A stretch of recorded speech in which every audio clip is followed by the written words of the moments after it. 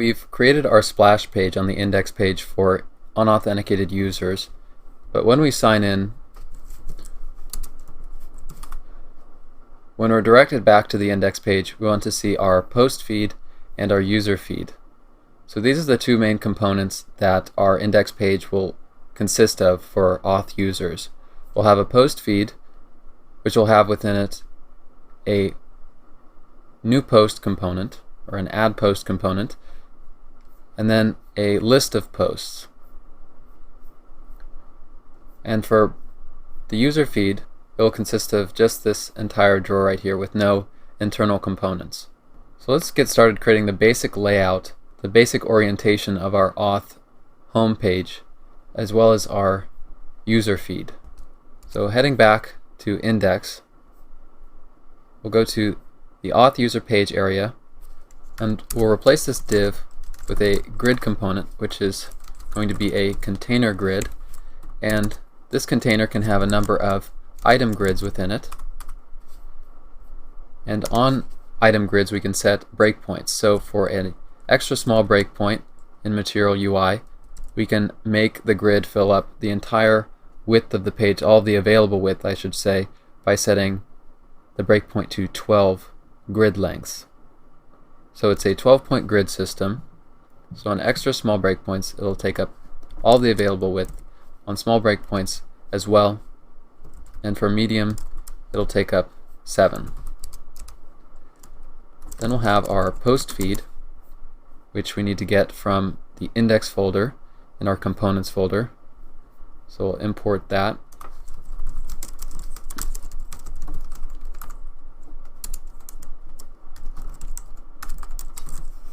And while we're at it, let's grab our user feed as well from the same place. So this post feed is going to need to know our auth user data, so we'll pass down auth as a prop. And we'll have another grid item underneath this with the class name of classes.drawer container. So this is where our user feed's going to live. We'll begin with a drawer component. This drawer component will be stuck to the right hand side of our page. We'll give it the class name of classes.drawer. The variant will be permanent to keep it in one place. We'll anchor it to the right hand side with the anchor prop, and we'll set classes like this to set the paper component that's internal to the drawer. You can set its class to classes.drawerPaper. And then underneath this, or between the drawer tags, we'll put our user feed. And we'll pass down auth there as well. So we'll save and check this out in the browser. So we have our two areas now, our post feed area and then our user feed, which is attached to the right hand side.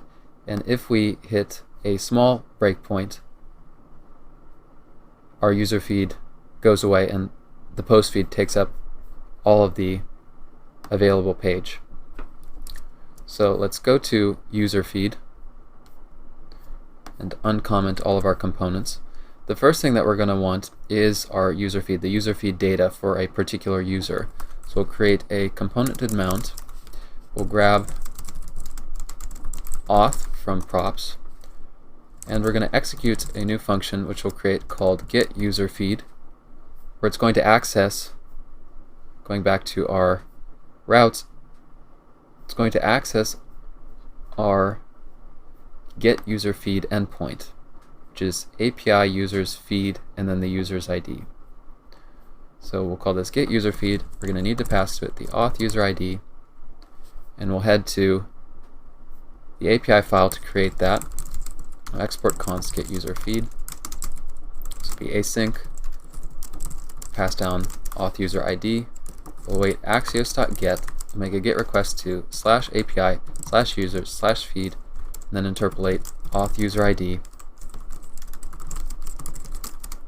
and then just return the data. And once we get back this list of users, we're going to put it in state. We're going to put it in a users array in state. We can do that with a simple set state. When we get the users back, we can say this.setState and pass in users. Now for our markup to display our users, first let's just destructure the things that we need. We're going to need the users array from state, and we're going to need classes from props. So we'll begin by returning a div, and in this div we'll begin with a typography component to show the title that we'll have. So this will be of type title, variant h6. The component itself will be h2, and we'll align it to the center. And here we'll include the text browse users. After this, we'll have a divider to divide our title from our list of users. So let's just say our users list. So we'll begin with the list component, and within this list we'll map over the users that we have, and we're going to need both the individual user as well as their index. You'll see why we need the index in a bit.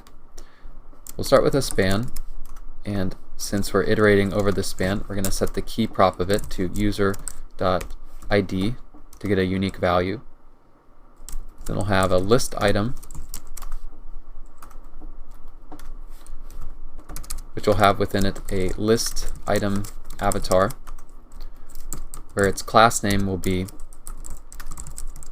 classes.avatar, and then the avatar component itself, the source of user.avatar. Then underneath this list item avatar, some list item text, and the primary text will be user.name. Then a list item secondary action,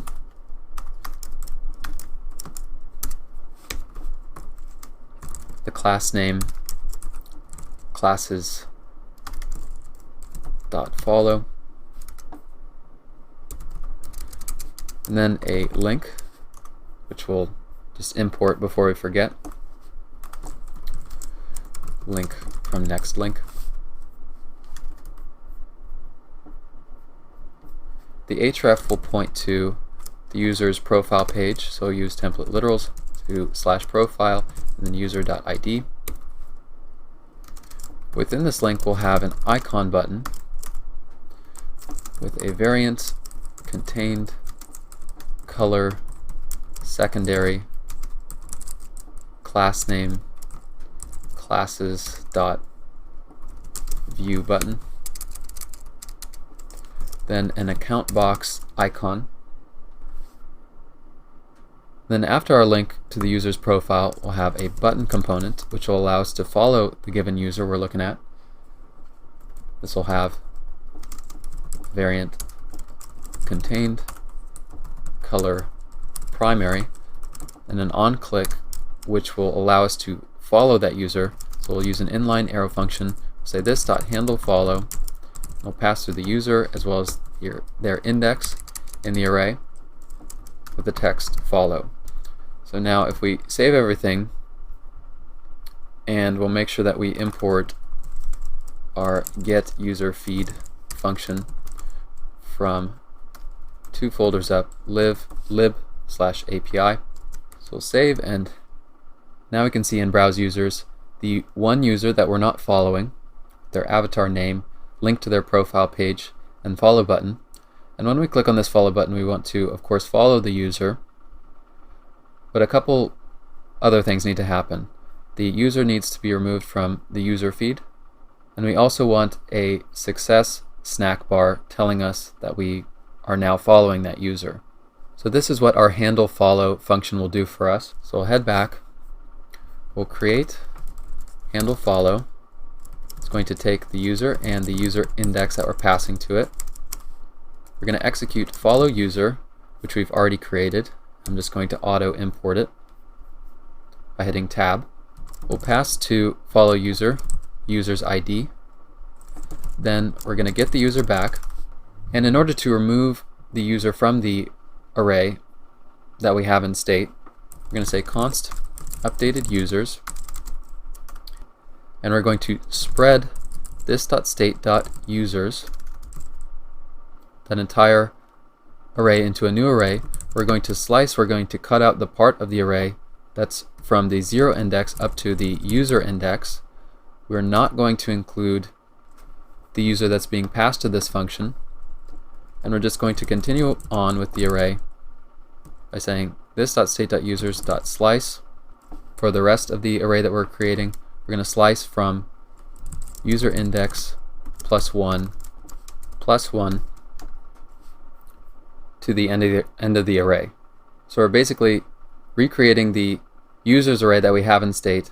We're just copying the first part of the array and the last part of the array and removing, or just leaving out, I should say, the user that we get back from follow user and we're now following. So we can set state with updated users. We can call set state, and users will now be updated users. And we want to use this set state to do a couple more things. Again, we want to display our snack bar, and we want that snack bar to have a success message. So in state, we'll create the property open success, set to false, and a following message, which will be an empty string. So open success here will be true to display the snack bar, and the following message will be following user.name from the user data that we get back. So we'll display who we're following, and we can head to our sign in or sign up page in order to grab our snack bar. We don't need to rewrite it. So first we'll destructure open success and following message from state so we can use it in our markup. We'll put this under our list. We'll call it our follow user snack bar. Paste in what we have. And we can remove the conditional. The open prop will be linked to open success. We'll need handle close, so we can grab that from sign in as well.